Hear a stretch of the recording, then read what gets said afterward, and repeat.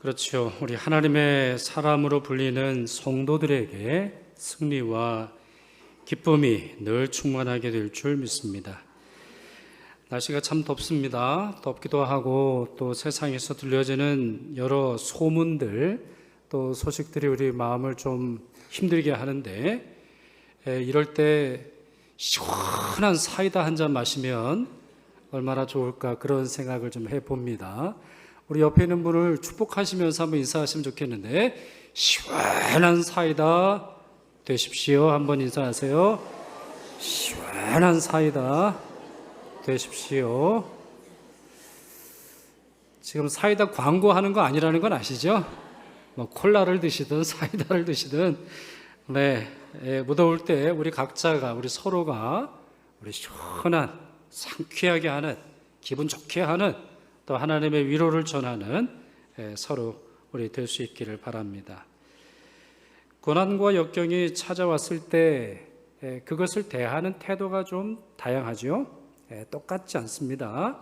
똑같은 고난을 당하고 똑같은 역경을 당해도 어떤 사람들은 마치 아무 일도 아닌 것처럼 아무 일도 일어나지 않은 것처럼 담대하게 돌파해 나갑니다. 종교개혁자 루터가 그런 분 아닐까 싶습니다. 그가 종교개혁을 일으키자 가톨릭 교회는 그를 출교하고 또 죽이려고 했지요. 한 번은 신성 로마 제국의 황제인 카를 5세가 보름스의 회의를 열고는 루터를 소환합니다.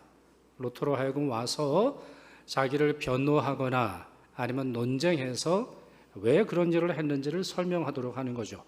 그러나 그 뒤에는 교황의 꼼수가 있었습니다.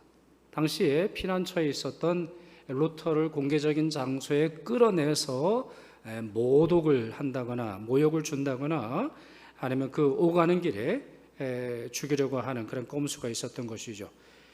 그래서 사람들이 루터가 가는 것을 말렸지만 악마가 보름스의 기왓장보다 더 많다 해도 나는 가리라, 이렇게 아주 기백 있게 용기 있게 담대하게 루터가 말하게 됩니다. 루터는 농담도 참 잘했다 그래요. 루터의 책을 읽다 보면 야, 이분 참 대단한 사람이다. 참 마음이 이분 좀 담대함을 좀 배워야 되겠다 생각할 경우가 많은데 한 번은 이런 말을 했대요. 나는 하루에도 10번이나 마음이 바뀐다. 그러나 나는 마귀를 대적하고 종종 방귀를 뀌어서 마귀를 쫓아낸다. 이렇게 말한 적이 있습니다. 우리가 생각하는 루터의 이미지랑 참 다르죠? 그는 아주 의롭고 그는 주님의 말씀을 지키기 위해서 교회 전체를 개혁하던 개혁자인데 이렇게 유머러스하게 자기에게 닥쳐온 어려움을 이기는 것을 볼 수가 있습니다. 자, 루터는 이렇게 말이나 행동에 있어서 여유로웠고 위험한 상황에서도 평온했습니다. 자, 그러나 루터보다 더 평온한 사람을 오늘 본문에서 발견할 수 있습니다. 그 사람은 베드로입니다. 오늘 본문의 말씀을 차근차근히 보면서 베드로의 모습에서 우리가 무엇을 배워야 할지 생각해 보려고 합니다. 오늘 본문 1절과 2절 보시면 이런 말씀이 나옵니다. 그때에 헤로드 왕이 손을 들어 교회 중에서 몇 사람을 해하려 하여 요한의 형제 야고보를 칼로 죽이니 그랬습니다. 그때에라고 하는 말이 나오네요. 그때에 어느 때입니까? 유대인의 박해가 점점 심해졌을 때에 그리고 예루살렘에 기근이 들어서 먹고 살 게 없으니까 안디옥 교회가 구제비를 모아서 바나바와 바울의 손을 통하여 전달했을 때에 그리고 더 나아가서 오늘 본문 25절 맨 마지막에 말씀 보시면 바나바와 바울이 마가라고 하는 요한을 이 마가를 데리고 안디옥으로 올라가더라라고 하는 말씀이 있는 것으로 봐서는 바나바와 바울이 아직 떠나기 전을 의미합니다. 자, 이와 같은 때에 종교적인 박해, 경제적인 어려움을 넘어서서 정치적 박해까지, 정치적인 환란까지 몰아닥친 것을 볼 수 있습니다. 바로 그 장본인이 헤롯 왕인데요. 자, 이 헤롯 왕은 헤롯 대왕과 다릅니다. 헤롯 대왕은 예수님이 탄생하셨을 때에 이스라엘 전체를 다스리던 그러한 왕인데 오늘 본문에 나오는 헤롯은 그분의 손자입니다. 정확한 명칭은 헤롯 아그리파 1세가 되겠습니다. 자, 이분은 헤롯 가문 왕들 중에서 가장 공부를 많이 한 사람입니다. 가장 잘 나가는 사람이에요. 하스몬과 왕조의 혈통을 가지고 있었고 로마에서 교육을 받은 데다가 황제들과 로마 귀족들의 신임을 받았던 사람이에요. 그래서 그 당시에 할아버지가 차지했던 땅보다 훨씬 더 넓은 땅을 로마로부터 위임받아 통치하고 있었습니다. 그랬던 그가 사도 야고보를 죽입니다. 첫 번째 순교자는 스데반이고 처음으로 사도 중에 순교한 사람이 야고보입니다. 바로 이 사람을 죽인 자가 헤롯이지요. 자, 그러자 유대인들이 열광합니다. 유대인들이 열광해요. 그전에는 종교적인 핍박만 가했거든요. 이제 유대인으로 여겼던 그리스도인들이 예수를 전하니 이걸 믿업지 못하게 생각한 나머지 종교적인 핍박을 가했는데 이제 정치가가 나서서 기독교인들을 죽이기를 시작하고 있습니다. 로마인들 아니면 로마의 권세를 가지고 있는 사람들이 소위 말해 사회적 주류가 된 사람들이 기독교를 박해하고 있었던 것이죠. 오늘 설교 중에서는 말씀을 드릴 시간은 없는데 이때 로마 전체에 중요한 칙령이 내려져요. 황제에 의해서 내려지는데 나사렛 칙령이라는 것이 만들어집니다. 결국 이 칙령으로 말미암아 온 로마 전체가 반기독교적이고 친유대적인 정책이 만들어지는 것이죠. 바로 이렇게 친유대적인 정책이 만들어진 것에 헤롯이 동조를 하고는 이런 일을 벌이게 되죠. 자, 유대인들까지 열광을 하니 베드로까지 죽이려고 체포를 합니다. 3절을 보십시오. 유대인들이 이 일을 기뻐하는 것을 보고 베드로도 잡으려 할새 때는 무교절 기간이라. 또 때가 나오네요. 때가 주는 의미가 굉장히 깊기 때문이에요. 자, 무교절 어느 때이죠? 유교절, 6월절을 여러분 아시겠죠? 6월절은 1월 14일입니다. 그러니까 이 날이 소위 말하는 이제 해방의 날입니다. 광복절이에요. 이스라엘 백성들이 6월절에 이 이집트를 탈출하지 않았어요? 은혜의 날, 해방의 날, 구원의 날, 하나님께서 그들을 구출해내신 날, 이 날로부터 시작을 해서 7일간, 그 날로부터 해서 8일이죠. 정확하게는 안식일까지 포함해서 8일간 지키는 것이 무교절입니다.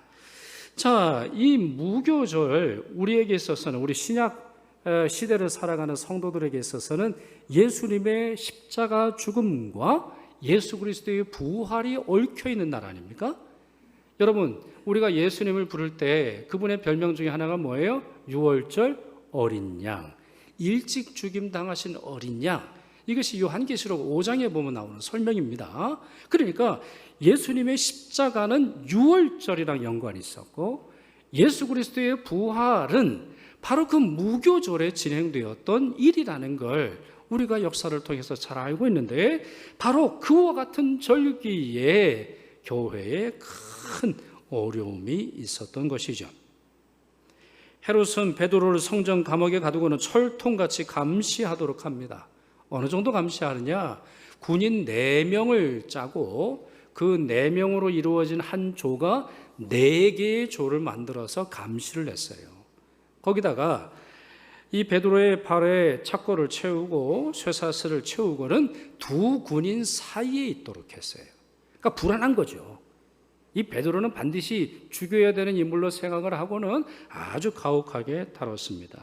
자, 그때에 바로 이와 같은 때에 우리의 힘으로는 아무것도 할 수 없는 것처럼 보일 때에 이 상황에 굴하지 않고 교회는 즉각적으로 기도하기를 시작했습니다. 5절 보십시오. 이에 베드로는 옥에 갇혔고 교회는 그를 위하여 간절히 하나님께 기도하더라 그랬습니다. 간절히 기도하더라. 정치적인 협상이 필요한 게 아니죠. 또 다른 누군가의 도움이 필요한 게 아니에요. 하나님의 도움이 필요하다는 것을 그들은 이해하고 간절히 기도하기를 시작합니다.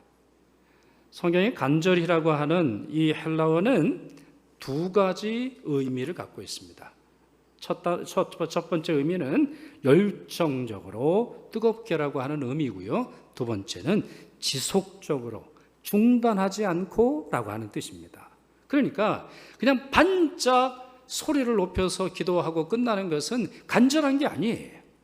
간절함이라고 하는 것은 하나님께 뜨겁게 기도할 뿐만 아니라 중단하지 않고 멈추지 않고 두려워하지 않고 기도하는 것인데, 이들이 바로 그렇게 기도한 것입니다. 흔히 이 장면을 두고 방패기도다, 방패기도를 했다, 이렇게 설명하는 분이 있어요. 여러분, 전쟁에 나가면 무엇이 필요해요? 창만 필요합니까? 방패가 필요한 거 아니겠어요? 그런데 기도가 우리에게 방패가 되고, 기도가 우리의 피난처를 제공하고, 기도하는 성도들을 통해서 하나님이 안전케 하시는 놀라운 일이 이루어지는데, 이들이 바로 그것을 믿으면서 기도했다고 하는 것이죠. 사랑하는 여러분, 이 기도의 능력을 잊지 마시기를 바랍니다. 여러분의 삶에 보호가 필요하고, 안전함이 필요하고, 위로가 필요하고, 돌봄이 필요할 때 반드시 기도하시길 바랍니다. 주님께서 이렇게 기도하라고 명령하셨죠. 우리를 시험에 들게 하지 마시옵고 다만 악에서 구하시옵소서. 하나님께 기도하라는 거예요. 악으로부터 구출해 주십시오. 악으로부터 망하지 않도록 도와주십시오. 악에 찢어지지 않게 해 주옵소서. 기도하라는 거예요. 또한 다윗도 시편 141편에서 주 여호와여, 내 눈이 주께 향하며 내가 주께 피하오니 내 영혼을 빈궁한 대로 버려두지 마옵소서. 나를 지키사 그들이 나를 잡으려고 놓은 올무와 악을 행하는 자들의 함정에서 벗어나게 하옵소서. 이렇게 기도했는데요, 이렇게 기도하는 이유는 기도가 가진 특권과 기도가 가진 권능 때문인 것입니다. 자, 교회가 이렇게 기도할 때, 교회가 베드로의 석방을 위해서 베드로를 지켜달라고 기도할 때 주님이 응답하셨습니다. 6절 보십시오. 또 때가 나옵니다. 헤롯이 잡아내려고 하는 그 전날 밤에 라고 그랬습니다. 그러니까 언제 기도를 시작했는지는 모르지만 언제까지 기도했는지는 명확하게 나와요. 무교절이 끝나는 전날 밤입니다. 이제 내일이면 사형을 당합니다. 내일이면 초형을 당하는 날이에요. 무교절 마지막 날 밤입니다. 내일이면 이제 베드로가 이 세상에 남아있지 않을 가능성이 높지요. 어둠이 가장 깊어진 시간이고 어둠의 권세가 가장 강력해 보일 때였는데, 7절에 따르면 주의 사자가 베드로를 탈출시킵니다. 결국 시편 127편 7절 말씀처럼 이루어지는데, 우리의 영혼이 사냥꾼의 올무에서 벗어난 새같이 되었나니, 우리의 영혼이 사냥꾼의 올무에서 잡혀있고 고단한 것처럼 보여도 그것으로부터 벗어난 새같이 되었나니 올무가 끊어짐으로 우리가 벗어났도다. 바로 이 말씀처럼 하나님께서는 베드로를 풀어주셨다는 것이죠. 자, 그런데요, 이 과정에 굉장히 재밌는 장면이 나옵니다. 우리의 흥미를 끌고 많은 생각을 하게 하는 그러한 내용이 나오는데, 바로 7절이죠. 호련히 주의 사자가 나타났어요. 그래서 이 사자가 어떻게 합니까? 베드로의 옆구리를 쳐 깨우어 이르되 급히 일어나라 하니 그랬습니다. 자, 이 상황이 좀 그려지셔야 됩니다. 4명으로 짜져 있는 조가 4개가 만들어져서 돌아다니고 있었어요. 그리고는 베드로 옆에는 한 사람씩, 간수 한 명씩 베드로를 지키고 있던 상황입니다. 그런데 베드로가 지금 뭐 하고 있었어요? 베드로가 잠이 들었습니다. 어느 정도 잠이 들었어요? 발을 친 게 아니에요. 손을 잡아 이끈 게 아니에요. 옆구리를 쳤다고 되어 있어요. 하도 깊이 자니까 그의 옆구리를 쳤는지 모르겠어요. 자, 여기에는 두 가지 상반된 해석이 있습니다. 첫째로 부정적 해석이 있어요. 자, 고 봐라, 베드로는 또 잔다. 하여튼 베드로는 자요. 계속 자. 우리 그전에도 예수님이 겟세마네 동산에서 기도하실 때 베드로 뭐 하고 있었어요? 잤어요. 그런 점에서 여러분, 어떤 분은 바울을 베드로보다 더 높은 신앙인으로 평가하는 분이 있는데, 그런 분들은 이제 이 본문을 보면서 봐라, 바울은 빌립보 감옥에 갇혀 있을 때 찬송을 했다, 기도를 했는데 베드로는 잠만 자고 있다, 그러니 베드로가 바울보다 못하다, 이렇게 해석하는 분이 있어요. 또 다른 해석이 있습니다. 긍정적으로 해석하는 그런 분들이 있어요. 베드로의 마음이 평안했기 때문이라는 거죠. 베드로의 마음이 평안했기 때문이라는 거예요. 달리 말해서 베드로는 이미 주님께 자신의 삶 전부를 드렸기에 그 다음날 목숨을 잃는다 할지라도 전혀 불안하거나 염려가 찾아온다거나 걱정하거나 근심하지 않았다라는 거예요. 여러분 생각에는 어떤 해석이 맞아 보입니까? 이제 우리 천국 가서 베드로에게 직접 물어봐야 되겠습니까? 네, 물어봐야 되겠습니다만은 저는 후자의 해석이 맞다고 생각을 해요. 신앙이 깊어진 사람들의 특징은 요동하지 않습니다. 신앙의 초보는 조금의 혼란 속에서도 걱정과 근심 속에 몰아치죠. 예를 들자면 평생 바닷가를 못 가본 사람은 배를 타고 가다가 물방울이 튀겨요. 물방울이 튀겨요. 그럼 어떻게 해요? 어머, 왜 물방울이 튀겨? 이런단 말이에요. 아주 그냥 깜짝 놀라면서 잊지 말아야 할 일을 경험하는 것처럼 그렇게 행동을 합니다. 반면에 스쿠버 다이버 같은 분을 보세요. 아니, 물속으로 뛰어들어요. 그리고는 5m, 10m 막 그 안에 들어가는 것을 보면 물에 대한 자세가 완전히 다르죠. 고난에 대한 태도, 고난 앞에서 어떠한 태도를 보이느냐에 따라 그 신앙의 깊이와 넓이와 높이를 가늠할 수 있어요. 예수님의 모습을 보십시오. 누가복음 8장 23절입니다. 행선할 때에 예수께서 잠이 드셨더니 마침 광풍이 호수로 내리침에 배에 물이 가득하게 되어 위태한지라 그랬어요. 물이 어느 정도 찼다는 거예요? 물이 그냥 튀기는 정도로 끝났습니까? 아닙니다. 배에 물이 가득하게 됐어요. 자, 근데 예수님은 뭐 하고 계셨어요? 예수님은 주무시고 계셨어요. 대단한 예수님. 대단한 예수님.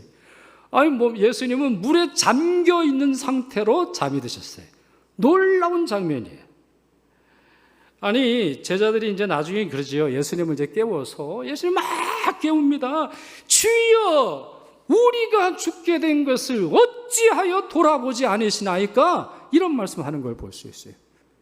아니, 누가 죽는데요? 고난이 닥친 건 맞지만 그들은 죽지 않아요. 왜? 그리스도와 함께 하고 계십니다. 함께 하는 삶에 어떻게 그런 일을 당하겠어요? 그러나 그들에게는 오직 물만 보니까, 수위만 보니까 이렇게 호들갑을 떨고 있었던 것입니다. 예수님에게는 하나님을 향한 절대적 신뢰가 있었기에 절대적 평안이 그 내면에 있었던 것입니다. 이런 모습을 시편 3편에서도 발견할 수 있지 않습니까? 여호와여, 주는 나의 방패시요 나의 영광이시요 나의 머리를 드시는 자이시니이다. 내가 나의 목소리로 여호와께 부르짖으니 그의 성산에서 응답하시는도다. 내가 누워 자고 깨었으니. 뭐예요? 저녁이 돼서 누웠어요. 밤이 돼서 잤어요. 아침이 돼서 깼어요. 어떠한 일이 벌어졌는지 기억하지 않을 정도로 너무너무 잘 잤다는 거야. 그 이유가 어디 있어요? 여호와께서 나를 붙드심이로다. 천만인이 나를 에워싸 진친다 하여도 나는 두려워하지 아니하리이다. 이런 은혜가 여러분에게 충만하기를 바랍니다. 그러니 생각을 해보세요. 베드로가 옆에 2명의 간수가 있다고 한들 두려워했겠어요? 아니면 그를 해하려고 하는 헤롯이 두렵겠습니까? 내일 닥칠 고난과 어림이 두렵겠어요? 두렵지 않지요. 하루하루 천국에 있는 것 같은 예수와 함께 살아가는 그 삶이니 그에게는 두려움이 없는 거예요. 이러한 평안함이 여러분에 있기를 바랍니다. 밤에 잘 주무시길 바랍니다. 뭔 걱정이야? 자자, 주무세요. 밤에는 걱정하실 필요가 없는 거예요. 그래, 밤에 잠을 못 주무시면 그냥 예배당에 와서 또 주무시면 돼요. 그러면 이제 좀 채워주실 텐데, 설교할 때는 좀 일어나시면 좋겠고. 자, 여하튼 마음이 평안해야 되는 거예요. 그리고 그 마음의 평안함을 주님에게서 찾으셔야 하는데, 바로 이 평안함은 주님을 향한 신뢰 그리고 기도에서 온다라고 하는 이 사실을 잊지 마시기를 바랍니다. 자, 그런데요, 헤롯이 폭주합니다. 자, 그의 계획이 망가졌어요. 사람들에게 막 인기를 끌고 유대인들에게 환심을 사고 로마의 정책에 이제 따라가는 그런 행동으로 말미암아 자기의 지위가 더 돈독해지리라고 생각을 했지만 계획대로 안 됐어요. 너무너무 신비한 일로 말미암아 베드로가 사라졌어요. 베드로가 사라졌어요. 도저히 있을 수 없는 일이 발생했지요. 그러면 깨달아야 됩니다. 깨달아야 돼요. 사실 예수님 같은 경우도 그러지 않았나요? 자, 예수님이 돌아가시는 것은 보았으나 그분이 살아난 것은 제자들만 봤단 말이에요. 그래서 많은 사람들에게 제자들이 나가서 전하죠. 예수가 부활하셨다. 예수가 3일 만에 부활하셔서 그분을 죽음이 가둘 수 없다. 마귀가 가둘 수 없다. 이렇게 설명하는데 로마 사람들이, 유대인들이 그걸 극도로 싫어했단 말이에요. 아니, 그러면 예수님의 시신을 찾으면 될 텐데 못 찾았잖아요. 그럼 깨달아야지.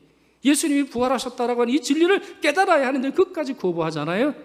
헤롯도 마찬가지입니다. 자기 생각대로 되지 않았어요. 그랬더니 오히려 더 심한 폭력을 행하는 걸 볼 수 있습니다. 사실 이게 집안 내력입니다. 자, 그의 할아버지의 경우를 보세요. 베들레헴에 예수가 나셨다. 베들레헴에 유대의 왕이 나셨다. 베들레헴에 메시아가 나셨다라고 하는 소문을 들었을 때 헤롯 대왕이 어떻게 행동합니까? 명령을 내려요. 베들레헴과 베들레헴 인근에 있는 마을에 태어난 2살 이하의 모든 남자아이들을 죽입니다. 잔인해져요. 이게 세상 군왕들의 특징입니다. 이게 악한 자들의 특징입니다. 그 악이 드러납니다. 범죄 행위가 드러나요. 그 안에 있는 사술이 드러나요. 그 정체가 드러납니다. 그러면 겸손히 회개하고 주님의 은혜를 구하는 것이 아니라 더 심한 악을 행하는 것을 볼 수 있습니다. 이때도 마찬가지예요. 헤롯은 베드로를 제대로 지키지 못한 책임을 물어서 파수꾼들을 죽입니다. 그리고 20절 보면 두로와 시돈 사람들이 벌벌 떨 정도로 위세를 부립니다. 전입가경으로 더 심해지지요. 21절과 22절 보세요. 헤롯이 나를 택하여 왕복을 입고, 이건 역사책에도 기록되어 있는 그러한 내용인데, 이스라엘 역사책에 그는 화려한 옷을 입었다 그래요, 이날. 그래서 금실, 은실, 온갖 보석으로 장식한 옷을 입고 사람들에게 나타나서 단상에 앉아 백성들에게 연설하니. 자, 이 연설하는 장소가 우리 고중이 되어 있습니다. 여러분, 로마에 보면은 야외 극장 있죠? 야외 극장. 그러니까 아주 야외인데요. 이렇게 쭉 스테디움 같은 것이 있고 저쪽에서 있는데 어떤 데는 자그마한 목소리를 해도 그 극장 전체가 잘 들린대요. 뭐의 힘이에요? 이제 음향은 아주 공학적인 힘이 대단한 거예요. 특별히 이 헤롯 집안은 공사를 잘하는 걸로 유명한 집안입니다. 공사하고 공법을 쓰고 세상에 첨단 공법을 써서 이 도시들을 만든, 특별히 이제 가이사랴에서 이런 행동을 하는데, 가이사랴는 지난번에도 말씀드렸잖아요. 이런 당시 인간 문명의 최고가 결집되어 있는 곳이에요. 그러면 사람들이 깜짝 놀라는 거죠. 야, 왕이 화려한 옷을 입고 말을 하는데 뭐라고요? 백성들이 크게 부르되 이것은 신의 소리요 사람의 소리가 아니라, 이렇게 말하며 헤롯을 떠받들더라는 거예요. 그렇습니다. 방자함이 도를 넘었어요.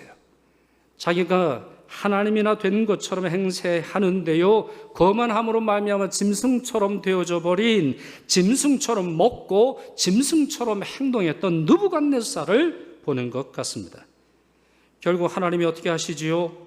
헤롯이 영광을 하나님께로 돌리지 아니하므로 주의 사자가 곧 친히 벌레에게 먹혀 죽으니라. 하나님의 말씀은 흥왕하여 더하더라 그랬습니다. 오늘 본문 사도행전 12장은 헤롯이 손을 들어 야고보를 쳤다라고 하는 문장에서 시작을 합니다. 그러나 이 사도행전 12장은 무엇으로 마치고 있습니까? 하나님이 그를 치셨다, 이렇게 끝나고 있습니다. 그가 야고보를 죽였을 때, 그가 베드로를 체포하고 감옥에 가뒀을 때 자기가 승리한 것처럼 보이겠죠? 자기가 그리스도보다 더 높은 존재가 된 것처럼, 하나님보다 더 위대하고 하나님보다 더 거룩한 존재인 것처럼 사람들의 박수를 받을 때 마치 자기가 그렇게 된 것처럼 착각했겠죠. 그러나 그와 같은 것들은 아침 이슬과 같고 해가 뜨면 금방 사라지는 이슬에 지나지 않는 것입니다. 오늘 본문은 주님의 천사가 헤롯을 죽이는 것으로, 그리고 하나님의 말씀이 헤롯의 통치가 아니라 하나님의 말씀이, 로마의 권력이 아니라 하나님의 말씀이 흥왕하더라, 이렇게 마치고 있습니다. 그렇습니다. 오늘 본문의 주제가 무엇인지 우리는 명확하게 이해할 수 있어요. 교회와 세상을 세우시는 분은 하나님이십니다. 교인을 세우시기도 하고 또 때로는 정치가를 세우시기도 하고 그 정치가를 심판하기도 하시는 분이 하나님뿐입니다. 그분의 권능과 그분의 지혜와 그분의 판단과 그분의 계획에 견줄 만한 이는 아무도 없으며, 오히려 그가 누가 되었든지 간에 어떤 사람이든지 간에 하나님의 영광을 가로채려 할 때 심판을 받는다고 하는 사실을 이해할 수 있습니다. 자, 그렇다면 이와 같은 사실을 믿는 성도들은 어떻게 행동해야 하겠습니까? 이제 설교의 결론을 내리지요. 두 가지 말씀드립니다. 첫째, 각자의 직분과 각자의 경험, 각자의 처지에서 최선을 다해야 합니다. 각자의 상황 속에서, 각자의 경험 속에서, 각자의 처지에서 하나님 앞에서 순종하여 하나님의 말씀이 흥왕되도록 함께 동참해야 됩니다. 예를 들어서 보세요. 야고보가 순교했지요. 이 야고보는 어떻게 순종한 겁니까? 순교를 통해, 죽음을 통해 하나님의 말씀이 흥왕토록 했어요. 베드로는 어떤 경우예요? 베드로는 살아남으로 말미암아, 탈출함으로 말미암아, 추록 성도로 말미암아 이와 같은 일에 동참했어요. 성도들은 어떻습니까? 이와 같이 어려운 때에 간절하고 열렬하고 중단하지 않는 기도를 통해서 하나님의 말씀이 흥왕토록 했어요. 그렇습니다. 내가 사는 자가 될 수 있고 아니면 때로 내가 죽는 자가 될 수 있습니다. 그러나 각자의 처지에서, 각자의 환경 속에서, 각자의 상황 속에서 최선을 다할 뿐입니다. 둘째, 기도의 능력을 믿고 항상 겸손해야 합니다. 화려한 왕복을 입은 채로 하나님의 영광을 가로챘던 헤롯의 모습은 사도들의 모습과 극명한 대조를 이룹니다. 사도들의 모습을 보세요. 그들은 항상 하나님 앞에서 겸손했고 동시에 사람 앞에서도 겸손했어요. 그들은 하나님 앞에서 겸손하며 사람들 앞에서는 뻐겼던 사람들이 아니에요. 자, 사도행전 10장 보시면 베드로가 자기 집에 들어오자 고넬료, 자, 고넬료 뭐 설명 안 드려도 다 기억나시죠? 고넬료가 그 발 앞에 엎드려 절했다고 되어 있어요. 베드로의 발 앞에 절했다고 하는 거예요. 그러니까 경배하는 거죠. 야, 베드로, 진짜 대단한 베드로. 이 베드로가 우리 집에 오다니. 경외감을 표현합니다. 그럴 때 베드로가 그를 황급히 일으켜 세우면서 사도행전 10장 25절입니다. 26절입니다. 나도 사람이라. 나도 사람이다. 이렇게 말했죠. 사도행전 14장 바울과 바나바가 선교 여행 중입니다. 루스드라에 갔을 때의 일인데요. 두 분이 다리를 사용하지 못하는 장애인들을 기도로 고칠 때 이 일을 보고 그 도시 사람들이 깜짝 놀랐어요. 그래서 어떻게 하냐면 신들이 사람의 형상으로 우리 가운데 내려오셨다 이렇게 말하고 제사를 드리려고 합니다. 어떻게 보면 한몫 잡을 일이에요. 아니 사람이 사람으로 여기지 않고 하나님이 사람의 형상으로 내려왔다 이렇게 말해서 바나바는 제우스다. 그리고 바울은 헤르메스다. 이제 바울이 이제 말하는 사람이니까, 전도하는 사람이니까 그렇게 소리를 지르고는 제사를 드리려 했죠. 그럴 때 바나바와 바울이 어떻게 행동했습니까? 여러분이요 어찌하여 이런 일을 하느냐? 우리도 여러분과 같은 성정을 가진 사람이다. 여러분이나 우리나 똑같습니다. 우리가 한 것은 주님을 신뢰하고 기도할 뿐입니다. 이렇게 설명을 하더라는 거예요. 그렇습니다. 사도들은 어떠한 종류의 특권의식도 갖고 있지 않았어요. 그렇게 겸손했기에 하나님이 그들의 기도를 들으신 겁니다. 그렇게 겸손했기에 하나님의 말씀이 흥왕해지는 일에 동참할 수 있었던 것입니다. 그렇게 끝까지 겸손했기에 그들의 마지막이 하나님 보시기에 값지고 존귀하고 하나님 앞에 섰을 때 면류관을 받게 되는 것입니다. 사랑하는 여러분, 여러분의 삶에 이런 은혜가 충만하기를 바랍니다. 우리 교회에 이런 기도와 겸손이 가득하기를 빕니다. 기도하겠습니다. 사랑의 주님, 교회와 성도들을 돌보시고 지켜주심에, 악한 자들의 손에서 구출하시고 평안케 하심에 감사드립니다. 평안할 때나 고단할 때나 늘 기도하게 하옵시며 겸손히 하나님만을 높이는 저희와 저희 응암교회 되도록 은총 내려 주옵소서. 나사렛 예수 그리스도의 이름으로 기도드리옵나이다. 아멘.